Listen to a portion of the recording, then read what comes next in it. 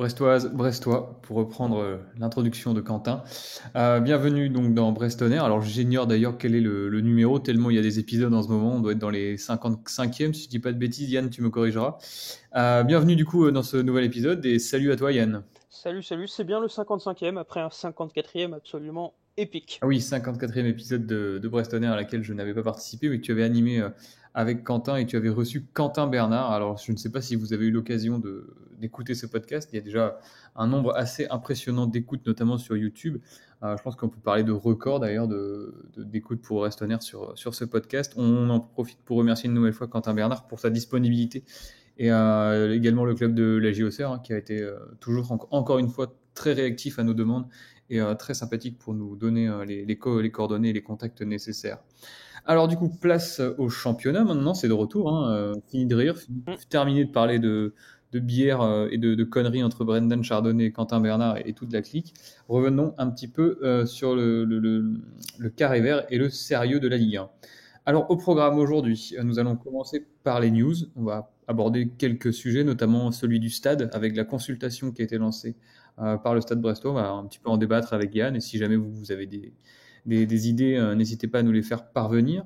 On va également vous donner les résultats des matchs internationaux, revenir sur quelques petits éléments. Ensuite, nous accueillerons Paul qui est un rédacteur de Envers et contre tous, un site stéphanois bien connu.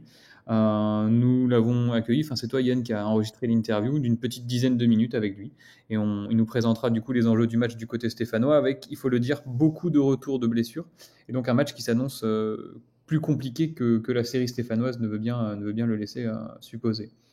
Et enfin, on parlera du match côté brestois avec notamment un débat qui est important. Quelle défense mettre en place RL, Brassier pour son premier match en Ligue 1. Yann, si tu es prêt, je te propose qu'on débute. Bah très bien, c'est parti. Ah, les supporters là, c'est quoi les news ce soir? Alors, nous débutons par les news, hein, donc pas de match à débriefer cette semaine du côté brestois. Par les news, avoir les news qui sont assez denses finalement, on ne pensait pas, mais on a trouvé quelques petits éléments à noter. Yann, peut-être veux-tu commencer? Bah, je vais commencer avec un classique, hein, des anciens Brestois qui ont brillé. Alors cette semaine, ça sera très court parce qu'il y en a assez peu. Le premier, ça va être Robin de Normand, encore lui, toujours leader de la Liga, enfin, en attendant les deux matchs en retard de l'Atlético Madrid. Mais voilà, ça tourne plutôt bien pour lui. Malheureusement, il a été exclu de manière très sévère lors de la dernière journée face à Grenade. C'est le 8 novembre, donc ça commence déjà à dater, hein. Mais du coup, il manquera les deux prochains matchs. À voir si la défense basque s'en sortira sans lui. Il faut quand même signaler qu'en 9 rencontres, la Real Sociedad n'a pris que 4 buts.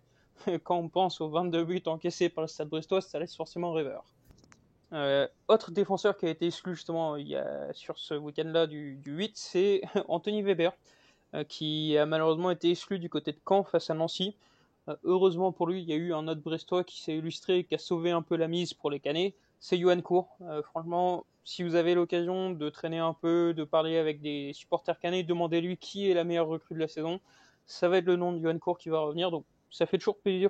Et voilà, on va finir sur cette Ligue 2 en faisant un bilan plus général.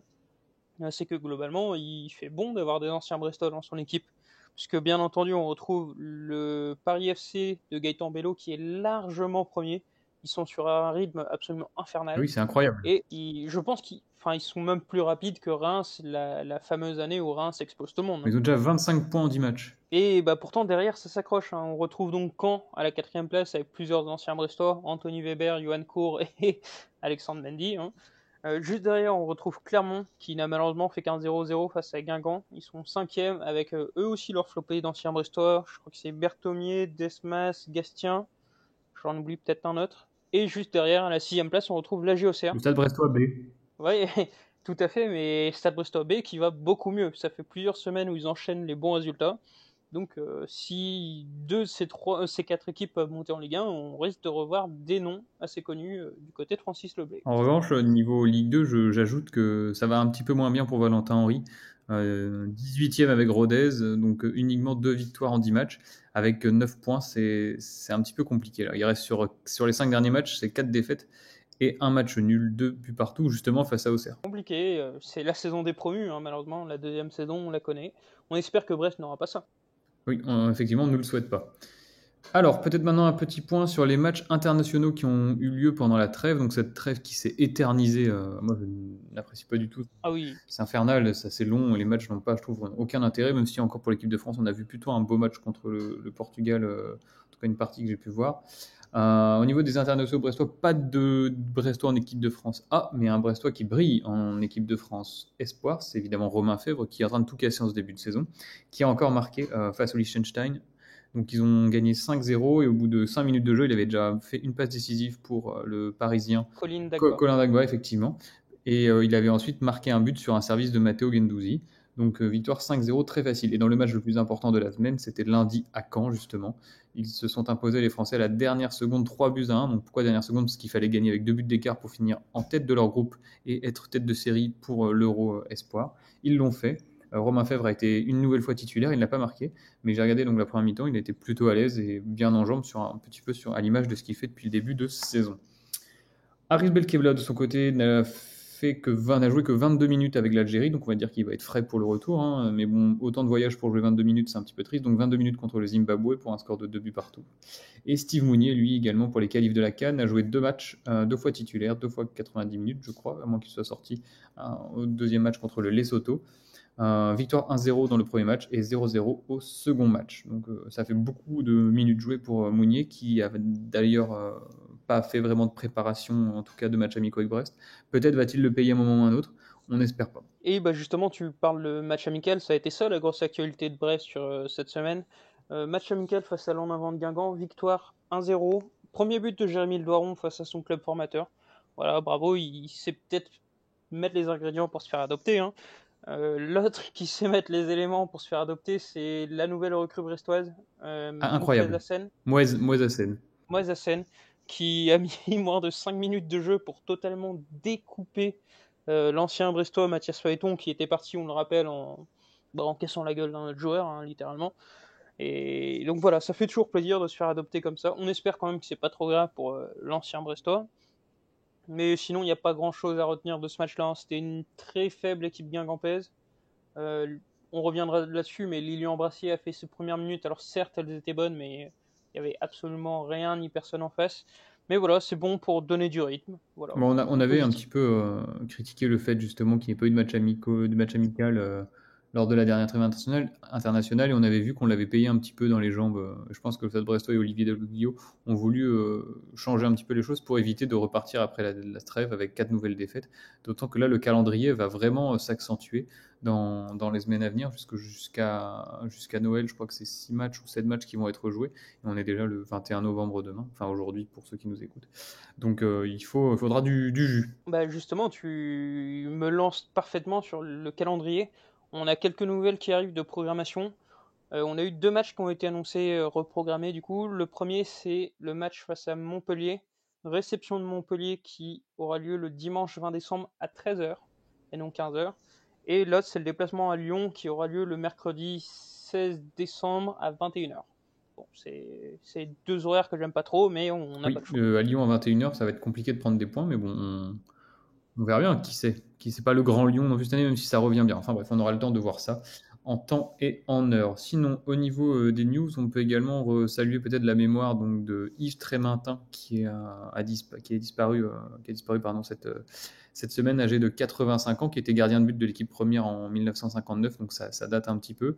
Mais c'était également un grand bénévole qui s'était occupé des gardiens de l'association du Stade Brestois de 1992 à 2015, donc jusqu'à ses 80 ans. Il occupait au Stade Brestois la fonction à l'école des gardiens des U6 au U12 le dimanche matin, depuis 1992 et jusqu'en 2010, et les mercredis après-midi en plus. Donc voilà, il avait d'ailleurs reçu à ce titre le titre de membre honoraire de la section des anciens en 2013. Donc c'est un pan et une part du Stade Brestois qui s'en est allé. Et nous souhaitions évidemment nous associer à cet hommage. D'ailleurs, un hommage qui lui sera rendu avant la rencontre au Stade Francis Leblay. Voilà. Donc Yves Trémintin qui nous a quittés à 85 ans. On peut peut-être maintenant parler d'un sujet qui est plus du futur, si je puis m'exprimer ainsi, c'est celui du nouveau stade, Yann. Oui, et du coup, il y a eu une consultation mise en place par le Stade Brestois. Elle finit le 22 novembre, voilà, ce dimanche. Ça a été une consultation assez rapide, hein, puisqu'il n'y a eu que 2 ou 3 semaines. Mais en gros, c'était pour savoir ce que les supporters attendaient du nouveau stade. Il y avait plein de petites questions, plein de trucs intéressants. Si vous ne l'avez pas rempli, on vous invite à le faire parce que ça va être vraiment très important. Parce que l'avenir du Stade Brestois, tout le monde le dit, doit nécessairement passer par un nouveau stade. Donc, faut vous exprimer, c'est maintenant. Oui, c'est bien, je trouve que le stade donne la parole à ses supporters. Ça montre une ouverture sur, enfin une certaine transparence en tout cas sur le projet. Moi, j'ai participé, j'ai répondu aux différentes questions. Je pense que toi aussi, qu'est-ce que t'as mis, toi, Yann, de ton côté? Alors, moi, de mon côté, il y a une question qui m'a, pas dire interpellé, mais c'est la question de la gestion des tribunes. Il propose, enfin, la question, c'est que penseriez-vous d'avoir une tribune famille, une tribune partenaire, une tribune COP et une tribune grand public? C'est quelque chose comme ça. Et Mhm. ça, c'est un avis, hein. Je sais que certains ne le partageront pas, mais moi, j'aime bien avoir les deux virages qui se répondent avec deux COP qui seraient l'un en face de l'autre. Bien sûr, c'est peut-être pas possible à l'échelle brestoise, hein, mais voilà, moi, j'aimais pas trop cette idée-là. Et l'autre idée que j'ai défendue, mais ça, malheureusement, ça ne dépend pas du club, ça dépend de la législation nationale, c'est bah, si la possibilité se présente de remettre une tribune debout. Oui. Alors, je pense que moi, c'est vraiment pas possible de faire deux tribunes avec deux copes, parce que déjà, quand tu vois la taille de la tribune Quimper, avec les deux copes, c'est un peu réduit. Je pense qu'il vaut mieux avoir un gros bloc, mais moi, c'est la tribune partenaire qui me semble un peu étonnante. J'ai peur qu'on ait vraiment une tribune morte avec uniquement des gens qui viennent, sans remettre en cause une seconde le rôle et l'importance des partenaires dans un club, surtout comme celui du Stade Brestois, qui est un club, je crois que c'est un des clubs de Ligue 1 ou même professionnel qui compte le plus de partenaires, qui apporte énormément d'argent, qui font vivre ce club. Outre cela, leur réserver une tribune entière, j'ai peur que voilà, ça sanctuarise un petit peu une partie du stade avec des gens qui ne sont pas forcément des gens qui apprécient plus que ça le football et qui ne seront pas forcément derrière l'équipe dans l'encouragement. Donc peut-être que mélanger les choses comme c'est le cas en Foucault, déjà on voit que Foucault aujourd'hui c'est un petit peu plus mort qu'Arkea. J'ai un petit peu peur de ça. En revanche, moi, j'ai également insisté sur le fait que, enfin, j'ai émis mon avis sur le fait que j'aimerais que les tribunes soient assez proches du terrain, comme c'est déjà le cas à Francis Leblé. C'est ce qui fait un petit peu le charme du stade. On sait que ce sera pas un grand stade, donc ce serait dommage qu'on soit vraiment très loin, comme au parc dans les virages et tout. Enfin, je sais pas si vous voyez comment c'est fichu. Mais voilà, donc d'être proche du terrain. Après, au niveau des animations, etc., moi, je m'en fiche un petit peu de ce qu'il peut y avoir autour. Moi, ce qui m'intéresse, c'est vraiment le match en lui-même, avec une bonne visibilité, une bonne luminosité aussi dans le stade, des tribunes qui soient assez pentues pour que, on voit avec Arkea, c'est assez plat et dès qu'il y a une action, les gens se lèvent, ça c'est un petit peu pénible, donc peut-être quelque chose de plus pentu. Des sièges rouges aussi, j'aimerais bien pour donner vraiment une unité au stade. Et puis après, bon, de toute façon, ce sera neuf, donc ce sera forcément déjà beaucoup mieux que ce qu'on a maintenant. Même si, évidemment, je pense que toi comme moi, on quittera finalement Francis Leblé avec un peu de regret quand même. On aimait bien notre stade en centre-ville. Évidemment, et puis pour ceux qui ne veulent absolument pas déménager de Francis-Leblé, il faut quand même avouer que le projet, certes, est réactualisé avec ce sondage, mais ça n'a pas l'air d'être pour demain non plus. Ouais, ça n'a pas l'air d'être pour demain. Alors, je sais pas comment tu as compris, toi, l'intervention de Denis Le Saint dans les médias. Ça ressemble un petit peu à un coup de pression quand même. Oui, ah bah très clairement, très clairement. Mais il me semble que ça fait suite à à une sortie, je crois que c'est de Claude Keguiner, qui date un peu, mais je pense que les deux sont relativement liés. D'un côté, c'est très rassurant de se dire que malgré la situation, malgré les pertes économiques du club qui sont liées à la situation sanitaire, évidemment, on n'abandonne pas ce projet. Ça, c'est positif. Mais J'ai l'impression qu'on est quand même à un tournant là. On a un tournant du projet et il faut que soit ça va marcher, soit maintenant ça va être enterré. oui, Alors, c'était un petit peu un discours politique, je pense, de Denis Le Saint, parce que cette façon de s'exprimer dans les médias, c'est assez rare de son côté. À mon avis, s'il l'a fait, je le vois pas. Enfin, j'ai du mal à imaginer venir parler dans les médias pour mendier finalement et dire si on ne peut pas, gna gna gna. À mon avis, il est sûr de lui. Il a juste besoin de mettre un petit coup de pression pour que les choses avancent. Mais bon, je vais rester positif quand même sur le stade. J'ai envie d'y croire. J'ai envie de me dire que le club, comme tu disais d'ailleurs en introduction de cette partie, le club, l'avenir du club passe par un nouveau stade. De toute manière, on ne pourra pas rester à Leblé avec toutes les dérogations que le stade obtient pour perdurer en Ligue 1. Si le club veut continuer, en tout cas, à vivre en Ligue 1, ce sera nécessaire à mon sens. et plus généralement, la question du nouveau stade, hein, on sait que c'est une question qui cristallise les passions. Du coup, on pense potentiellement en faire un épisode un peu plus concret, vraiment plus long avec plus d'intervenants, notamment des intervenants institutionnels. Donc on vous tiendra au jus, ça dépendra aussi des résultats de l'étude menée par le club. Enfin voilà, on vous tiendra au courant là-dessus. Ça demande également un petit peu d'organisation. Donc, après, si vous voulez intervenir sur le nouveau stade, donnez vos avis, partagez ce que vous avez dit dans la consultation. C'est avec grand plaisir. Vous savez maintenant tous où nous contacter via Internet, via Twitter, via Facebook ou via mail, brestonair@gmail.com. Je rappelle si jamais. N'hésitez pas. Nous, notre micro est toujours ouvert comme on le fait lors des lives d'ailleurs, qui fonctionnent plutôt bien.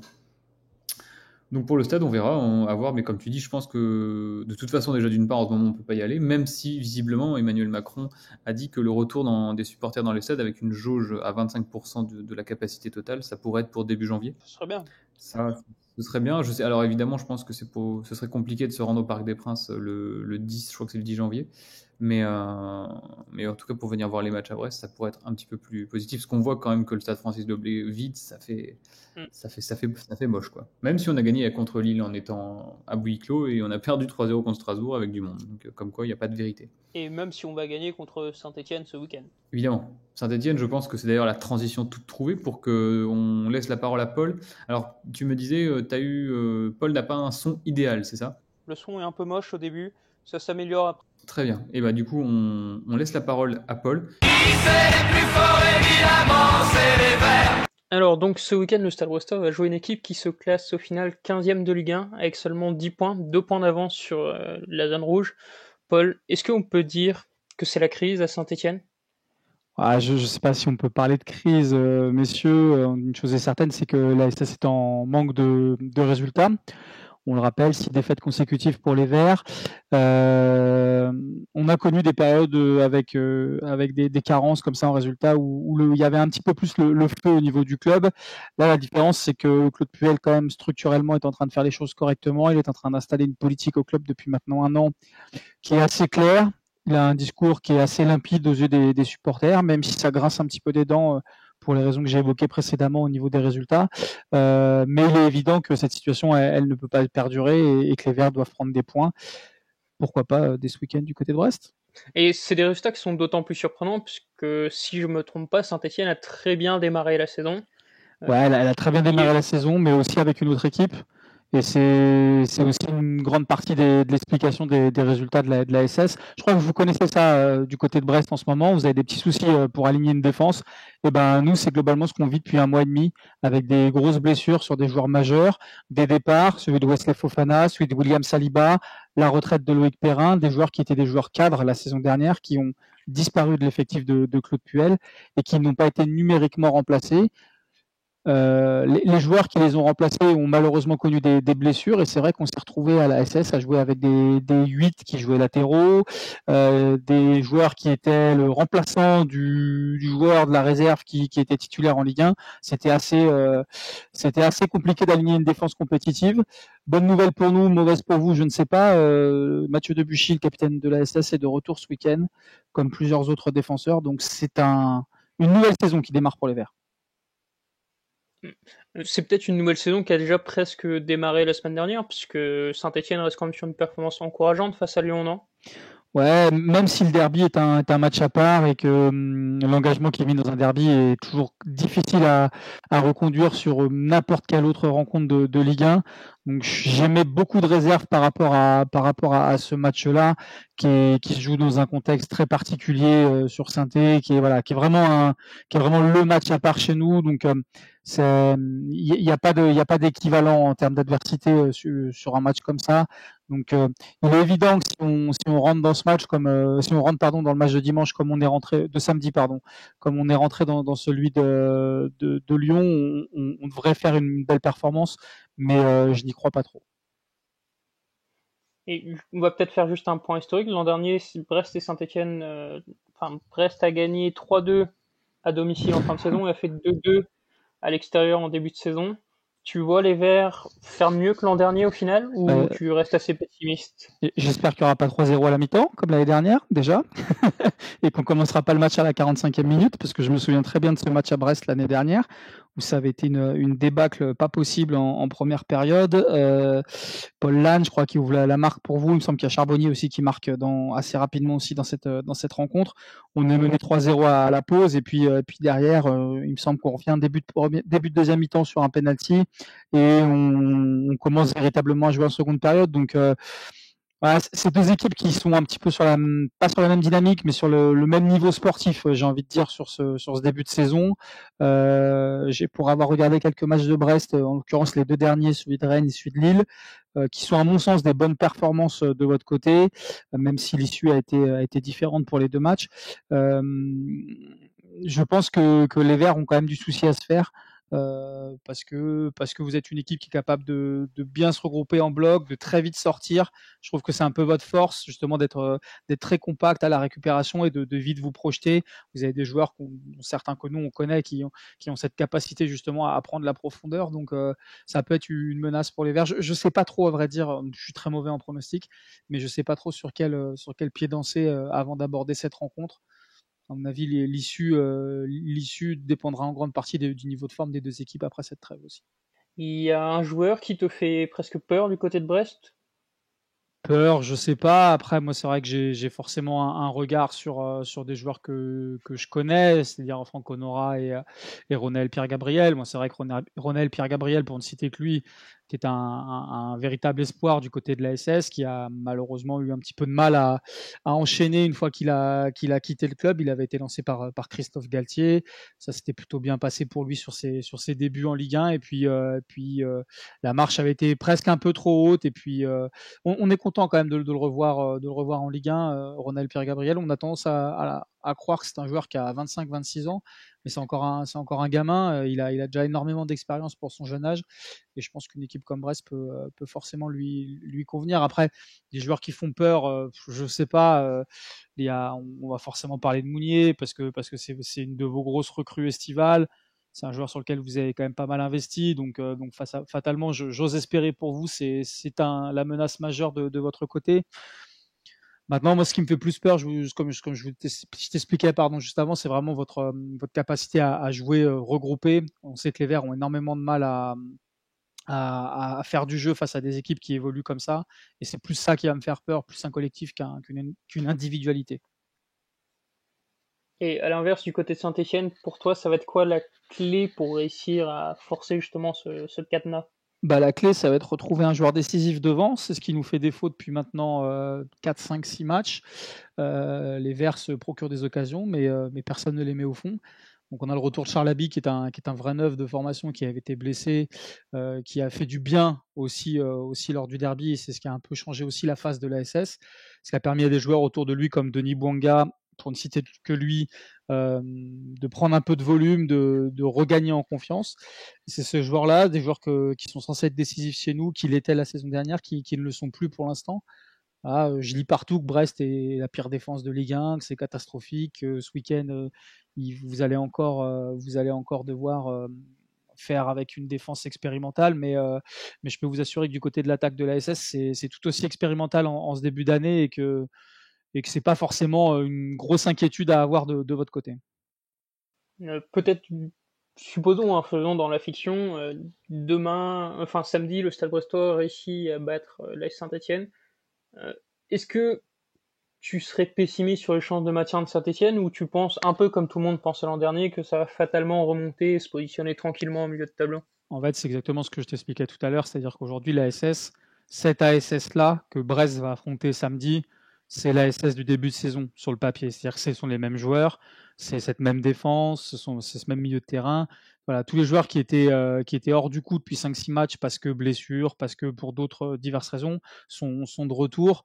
Et cette équipe qui a pris des points en début de saison, elle va être alignée face à Brest. Donc, si cette équipe-là qui a pris des points n'en prend pas ce week-end, ou à partir de ce week-end, effectivement, là, on pourra commencer à se poser des questions. De toute façon, une série de 6-7 défaites consécutives, il faut s'inquiéter, et il ne faut pas penser que ça va se résoudre comme ça d'un coup, d'un claquement de doigts. Donc voilà, après, je pense que Brest est le déplacement parfait pour les Verts. Après une semaine de trêve internationale, ça change aussi beaucoup de choses, à mon sens, dans l'adversité et dans l'opposition. Je ne sais pas trop si vous avez, en toute franchise, si vous avez énormément d'internationaux, mais on sait que les semaines d'entraînement, lorsque les joueurs sont absents, lorsqu'une partie de l'effectif est absente, c'est toujours très très compliqué le match suivant en Ligue 1. Alors du coup, un match finalement déjà charnière, hein, pour l'AS Saint-Etienne. Saint-Etienne qui retrouve, comme Paul l'a dit, beaucoup d'absents, notamment derrière. c'est un peu le souci côté brestois, des absents, il y en a quelques-uns et ils sont tous derrière. Ça va être compliqué pour Olivier Dalloglio de faire sa défense. Alors, à l'heure où on enregistre, on n'a pas encore le groupe, mais dans la conférence de presse, il disait que pour Brassier et Herel, il y avait donc des incertitudes. On va partir du principe que tous les deux sont disponibles pour en discuter. Toi, quelle équipe tu aurais aligné? Moi, je te donne la mienne. Je serais parti évidemment avec Gauthier Arcelor dans les buts, avec Ronald Pierre Gabriel qui n'a pas pu jouer avec les espoirs parce qu'il était un petit peu blessé. J'espère que ça va mieux, mais donc Pierre Gabriel à droite. Brassier, que j'aurais vraiment lancé dans le bain avec Duverne, puisque Chardonnay n'est pas disponible, puisque suspendu. Et Romain Perrault, évidemment, hein, l'homme aux 3 buts, 3 passes décisives. Un milieu de terrain composé de Belkebla, Paul Lannes et Romain Fèvre, et une attaque Honora Cardona avec Mounier seul devant. Donc je me passe de Charbonnier. Pourquoi ? Parce que ça a marché comme ça contre Lille, et que je me dis que voilà, avec nos peu de certitudes finalement actuelles, on ne change pas une équipe qui gagne. Moi, je vais te répondre en faisant les choses dans l'ordre, effectivement. Je change très peu de choses par rapport à toi. La défense, je préfère également mettre Brassier, mais c'est pas pour dévaloriser Christophe Herel, qui certes a un début de saison un peu compliqué, mais c'est juste que Lilian Brassier, il y a un moment où on l'a recruté pour quelque chose. Faut au moins qu'il ait la chance de pouvoir montrer ce qu'il vaut. C'est pas en jouant un amical contre un Guingamp B qui va pouvoir nous montrer si oui ou non c'est un potentiel futur titulaire. Et sur ce qu'on a vu contre Guingamp, c'était d'ailleurs assez intéressant. On a vu que déjà c'était un gaucher, et plutôt un bon gaucher, ça apporte un autre profil. Ça semble assez complémentaire avec Jean-Kévin Duverne. Donc moi je serais pour mettre Brassier au moins pour essayer. Pas forcément pour dire ça y est, c'est lui le titulaire, maintenant c'est le monstre. C'est pour essayer. Ça peut marcher, ça peut ne pas marcher, mais moi je serais plus pour Lilian Brassier. Et il faut avouer quand même que la majorité des supporters brestois également, puisqu'on a fait un petit sondage aujourd'hui sur cette question-là. Qui choisiriez-vous entre Lilian Brassier et Christophe Herel ? Sur 230 votants, il y a quand même eu 66% qui ont voté Lilian Brassier. Donc, Je pense que c'est plus là pareil, c'est plus un vote contre Herel que pour Brassier, parce que Brassier finalement on l'a jamais vu jouer en Ligue 1, mais ça montre aussi que Christophe Herel ne remplit pas pour l'instant ne donne pas satisfaction. Alors, je pense qu'il faut aussi à ce niveau-là peut-être tempérer ce début de saison. On sait qu'il a été victime il a été touché par le coronavirus, et visiblement, d'après ce qu'il dit, il met beaucoup de temps à s'en remettre. Ça peut expliquer ses prestations un petit peu moyennasses depuis le début de saison. Pourtant, il y a certainement du potentiel. Donc moi, je pense que comme tu dis, Brassier, on l'a bien recruté pour quelque chose. Les Rennais, d'ailleurs, quand il est parti, étaient un petit peu déçus de laisser partir un jeune de cette qualité. Les Valenciennois, où il était en prêt l'année dernière, n'ont pas tari d'éloges sur lui. Alors je pense que c'est le moment de lui laisser sa chance. Il faut bien, de toute façon, la saisir à un moment donné. Et par contre, je suis la même logique que toi au milieu. Pollan, je pense que je suis pas beaucoup plus convaincu que toi, mais force est de constater que ça marche plutôt bien, même s'il n'a pas fait un très bon match contre Lille. Mais les autres semblent bien pouvoir s'accommoder avec lui. Il semble peut-être réussir à tempérer Aris Belkebla. Je l'ai trouvé plus sérieux, plus consistant contre Lille que sur les dernières performances. Donc voilà, je suis pas convaincu, mais je reste sur la logique qu'effectivement on change pas une équipe qui gagne. Et par contre, c'est devant, moi je diffère un peu avec toi, dans le sens où je serais très content si on voit Cardona, Mounier de retour, mais j'ai extrêmement peur de l'état dans lequel on va retrouver Steve Mounier. Olivier Dalloglio aussi le disait en conférence de presse, il est assez inquiet de revoir Steve Mounier revenir seulement jeudi pour un match le samedi, en ayant quand même fait le déplacement jusqu'au Bénin puis au Lesotho. Il n'a pas eu de préparation, on l'a vu avant la trêve qui était déjà presque sur les rotules. Je trouverais pas ça déconnant de le reposer et en même temps d'en profiter pour relancer Gaëtan Charbonnier. Alors, le problème c'est qu'on revient du coup dans ce débat où on mettrait Charbonnier seul en pointe. Avec Cardona, au final, presque du poste pour poste, avec certes un profil différent, mais moi ça serait presque ça au final. D'accord. Après moi, en Ligue 1, je ne suis pas forcément convaincu par Charbonnier devant. Pour moi, il faut qu'il ait quelqu'un devant. Donc si c'est Cardona, mais on a toujours vu que l'association Cardona-Charbonnier, c'était pas forcément idéal. Moi, je veux vraiment voir Mounier. Effectivement, après, comme tu dis, c'est clair qu'il a peut-être pas les jambes actuellement, mais dans ces cas-là, au moins le faire commencer. Et pourquoi pas, dans ces cas-là, on sait qu'il y a 5 changements, le faire sortir à la mi-temps ou éventuellement le faire rentrer à la mi-temps, je ne sais pas. Mais bon, Charbonnier, on sent c'est lui qui est quand même finalement le grand perdant, Gaëtan Charbonnier, de cette nouvelle attaque trouvée par Olivier Dalloglio depuis le match face à Rennes. Bon, c'est vraiment dommage parce que pour moi, le jeu avec lui plus de Lyon, mais force est de constater que contre Lille, ça s'est plutôt bien passé avec les 3 devant, même si évidemment on a souffert en deuxième mi-temps. Après, il faudra aussi voir sur le long terme, on en parlait tout à l'heure, et j'ai là le calendrier devant moi. Jusqu'en janvier, on va donc jouer contre Saint-Etienne ce samedi, puis à Metz et à Bordeaux, donc 2 déplacements consécutifs, avant de recevoir Reims, aller à Lyon, recevoir Montpellier et aller à Lens. Donc, ce qui nous fait 1, 2, 3, 4, 5, 6, 7 matchs en un mois. Donc, il va falloir de toute façon compter sur tout le monde. Si Mounier joue aujourd'hui, je ne pense pas qu'il jouera à Metz ou inversement. D'accord ? Surtout qu'on va avoir des matchs comme Brest-Reims, Lyon-Brest, Brest-Montpellier et Lens-Brest, 4 matchs en 12 jours, donc 10 jours même. Ça va être hyper tendu, donc il va falloir faire une gestion des troupes et des effectifs qui sera nécessaire. Et même après la trêve, on va jouer une Brest-Nice, ensuite PSG-Brest en 3 jours. Donc dans tous les cas, il va falloir que... Enfin, les effectifs, on voit, d'ailleurs, c'est un débat dans l'équipe aujourd'hui, ou hier, je ne sais plus, que comment on appelle ça, les corps et les corps des joueurs sont très, très, très, très, très fatigués avec cette préparation un petit peu tronquée, cette fin de saison de l'année dernière tronquée aussi. Donc les blessures peuvent arriver très vite et Brest n'a pas non plus un banc de touche extensible. C'est surtout d'autant plus important que sur toute la liste d'adversaires que tu as cité, on a quand même 4 concurrents presque directs au maintien. Si on compte Saint-Etienne qui est aujourd'hui derrière nous, il y a quand même là les 3 prochains matchs peuvent être décisifs au final pour la saison brestoise. Oui, clairement, c'est clairement décisif. Alors je sais pas, on voit Saint-Etienne, Metz et Bordeaux, ce serait bien de prendre 5 points, je pense, ou 4, au moins 4 points, je veux dire, un nul, une victoire. Et un match à Metz sera pas évident. C'est des séries qui sont un petit peu charnières là, pour le Stade Brestois, qui ne compte que 12 points, même si on peut faire un petit point de classement, hein. On est 13e. Avec 4 points d'avance toujours sur Nîmes qui est barragiste et quand même un petit matelas de 6 points sur Strasbourg. C'est vraiment, vraiment dommage d'avoir perdu ce match face à Strasbourg parce que si on l'avait gagné, on était vraiment presque déjà tranquille par rapport à la relégation directe. Mais bon, c'est le foot, hein, c'est comme ça. Donc voilà. Au niveau du Stade Brestois aussi, ce qu'on peut se poser comme question, c'est du coup finalement on a parlé de Brassier, même de la solidité défensive et de la solidité du bloc équipe. On a vu que des joueurs comme Mbok également pouvaient rentrer en jeu. Il est revenu à l'entraînement que mardi. Qu'est-ce que tu penses de l'associer par exemple avec Belkebla, parce qu'on a parlé de Lannes, on est d'accord, mais si jamais c'est pas Lannes qui joue. Batokyo. Moi j'aimerais bien revoir Batokyo, parce que comme je l'avais dit dans le live contre Lille, s'il y a bien un joueur à qui le confinement semble avoir fait du bien, c'est lui, dans le sens où il a récupéré une forme physique en une semaine. Ouais, mais depuis il y a eu la trêve et la sortie de la PS5, attention. Mais c'est vrai que je sais que Quentin et même toi, vous êtes plutôt fan de Mbok. Moi, j'ai du mal à le voir au final dans un milieu à 2, un milieu Axel à 2. À 3, ça irait, mais à 2, j'ai du mal. Et au contraire, je vois bien un Batokyo qui, lui, a l'intelligence de jeu quand même. Il sait quand défendre, il sait quand y aller, etc. Mais en l'espèce, moi, je pars quand même avec Lan et en faisant entrer Batokyo. Par contre, malheureusement, il y en a un qui, pour moi, a perdu sa place sur ses rares apparitions, c'est Hugo Magnifique. Ouais.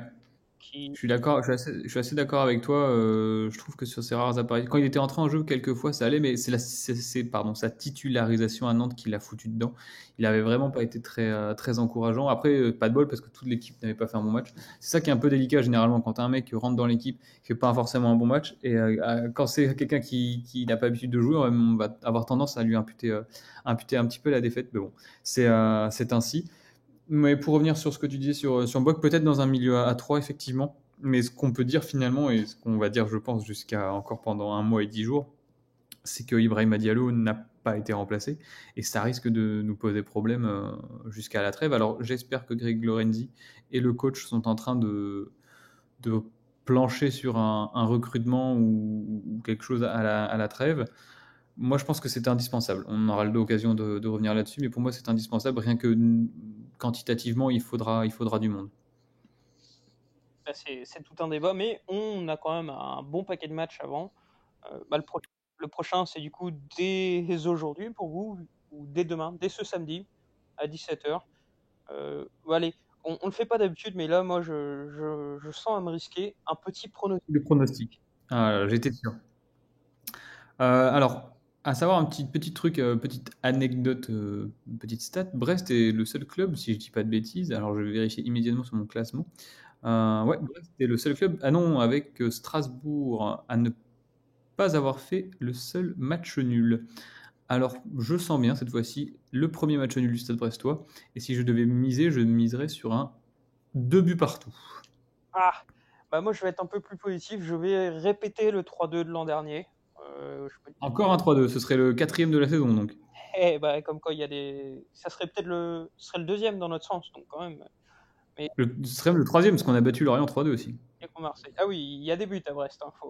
Brest, alors tout but cumulé pour nous et contre nous, on en est, si je dis pas de bêtises, à 37, alors que les gens qui regardent les matchs des Girondins de Bordeaux, par exemple, eux n'en ont vu que 20. Donc il y a plus de... Et Nantes, c'est uniquement 24. Donc vaut mieux regarder les matchs de Brest.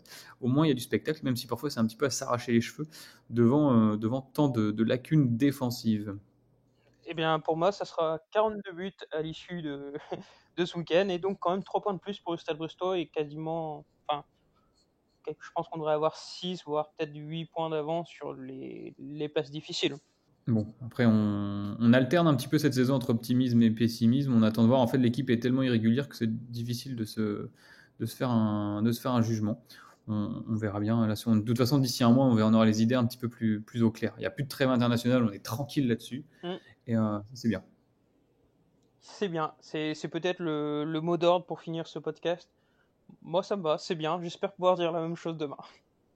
Ouais, c'est clair. J'espère pouvoir dire la même chose. Donc demain ou aujourd'hui, 17h, au Stade Francis Leblay, à huis clos. Donc c'est quand même vraiment triste de devoir accueillir Saint-Etienne, qui est un monument du football français. Je pense que c'est fait partie des 4-5 clubs qui comptent, alors au-delà de leur qualité actuelle, mais dans l'histoire et dans le patrimoine du foot français. Saint-Etienne, c'est un club historique, ça aurait fait le plein à Leblay comme à chaque fois. C'est vraiment regrettable de monter en Ligue 1 et de ne pas pouvoir en profiter, mais bon, c'est pareil pour tout le monde, on n'a pas trop le choix. On va suivre ça à la télé, pour ceux qui ont la chaîne, et sinon les autres vont frauder comme d'habitude, et on espère avoir une victoire. Yann, je te remercie pour cette... alors je ne sais pas combien de temps on a causé cette fois-ci, mais cette grosse demi-heure, c'est presque 40 minutes passées ensemble. Je te souhaite un excellent match demain, également à tous les supporters brestois. Et puis, Kenavo et bon match. Kenavo, allez Brest. Allons sur le quai Guédon, devant le petit pont, chanter la chanson. Le branle-bas de la croisière et dans la planche baleinière. Chamboué, notre brigadier, son bonnet caplé, un peu sur le côté, me rappelle mon bâtiment, c'était le bon temps, celui de mes 20 ans.